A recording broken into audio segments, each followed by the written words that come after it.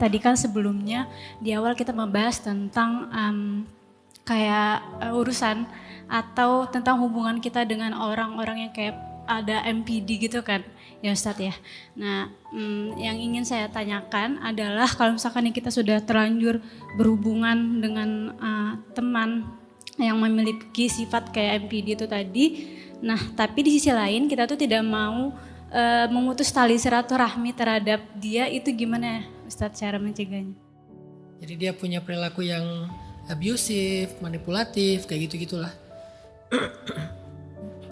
Orang-orang jahilun atau jahiliyah ini adalah realitas kehidupan manusia sejak zaman Nabi.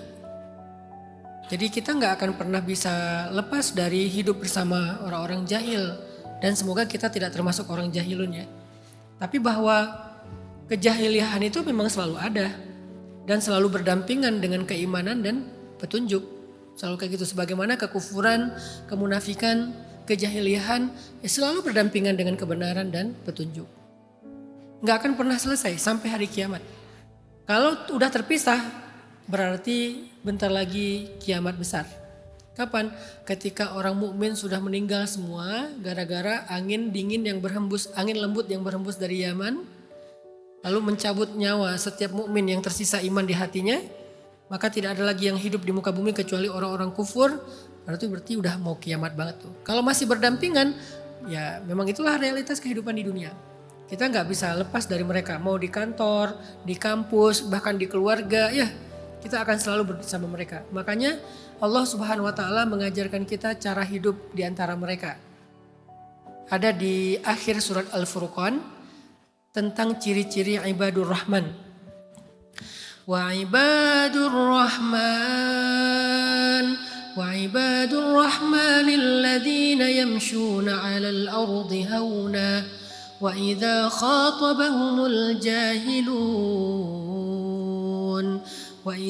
خاطبهم الجاهلون قالوا سلاما. Hamba-hamba yang disayang Allah itu adalah, ini kalau kita pengen jadi hamba yang disayang Allah, kayak siapa tadi? Al-Ashaj, Abdul Qais yang disayang sama Allah.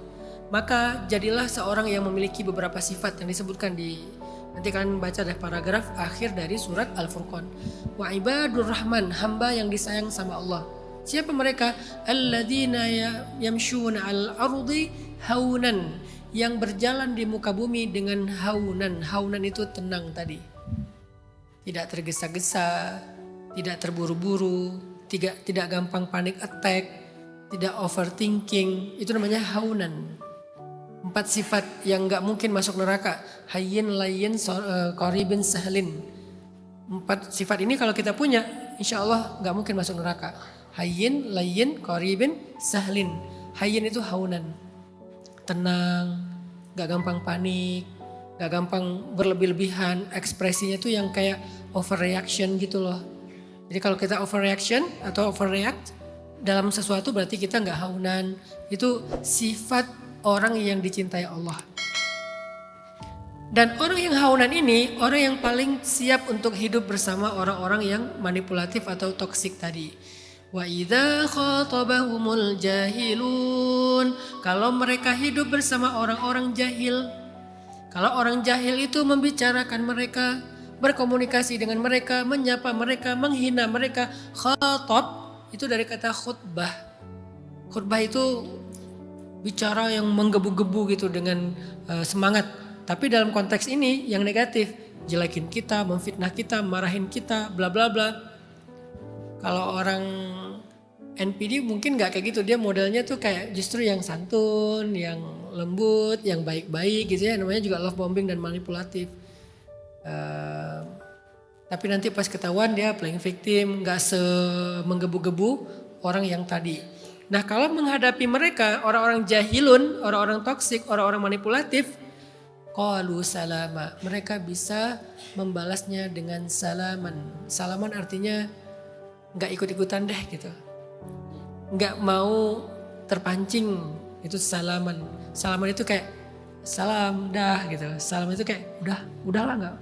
Saya gak mau kepancing, saya gak mau terlibat. Kalau kita gampang kepancing, ada komen di replay, berarti kita belum haunan. Coba kalian main sosial media dengan sifat haunan. Karena di sosial media itu banyak banget qalu jahilun. Khotabahumul jahilun, orang-orang jahil yang khotab. Khotab itu komen macam-macam, bikin konten macam-macam. Itu banyak banget kan di sosmed kan. Khotabahumul jahilun itu banyak banget. Nah gimana cara ngadapin mereka? Pakai surat Al-Furqan biar kita disayang Allah. Haunan, tenang aja. Mereka itu gak bisa mencelakai kalian. Kata-kata itu gak bisa mencelakai kalian. Ngapain takut? Kita kan kepengaruh dengan kata-kata itu seolah-olah itu benar-benar bisa mempengaruhi hidup kita. Padahal enggak loh. Kalau ada yang berpotensi berpengaruh tinggal klarifikasi. Tapi kalau yang gak berpotensi cuma menghina atau apa. Kalau dihina sih kayaknya emang ada sih rasa marah. Saya dihina di sosmed itu kayak udah dari dulu 2017 kali ya. Dengan fitnah dengan apa sampai sekarang. Ada rasa sedih gak Ustadz? Ada. Tapi Ustadz mau respon? Enggak. Kenapa? Karena saya lagi ngamalin haunan. Tenang, salaman, nggak mau rame. Kenapa? Nggak ada gunanya saya rame di situ. Kalau mau rame mah, mending rame yang berpahala. Kalau mau rame yang berpahala, yang adrenalin, bantuin orang yang korban banjir, bantuin orang yang korban kena musibah bencana alam. Itu kan yang adrenalin kan, beresiko kan. Atau kalau yang sifatnya hobi, ya olahraga ekstrim. Saya senang olahraga ekstrim. Saya kalau mau rame, mending sama ombak. Mending saya hadapin ombak berdarah-darah. Mending saya terjun dari tebing namanya cliff dive. Mending saya sama hiu namanya deep dive. Ngapain ramai sama netizen ya? Gak ada rasa-rasa hormon kebahagiaannya gitu. Kalau ramainya deep dive, ramainya surfing, ramainya cliff dive, ramainya apa olahraga badminton sama teman-teman gitu seru-seruan. Itu masih ada endorfin, ada hormon kebahagiaan ini itu. Ramai sama netizen, apa hormonnya? Negatif, jadi ngapain kita rame? Mending haunan, salaman. Saya nggak mau terlibat sama mereka, diamin aja. Kalau perlu skip aja. Kalau nggak kuat delete aja, nggak kuat lagi blok aja. Hak kita kok nggak berkomunikasi dengan orang-orang yang menurut kita nggak nyaman.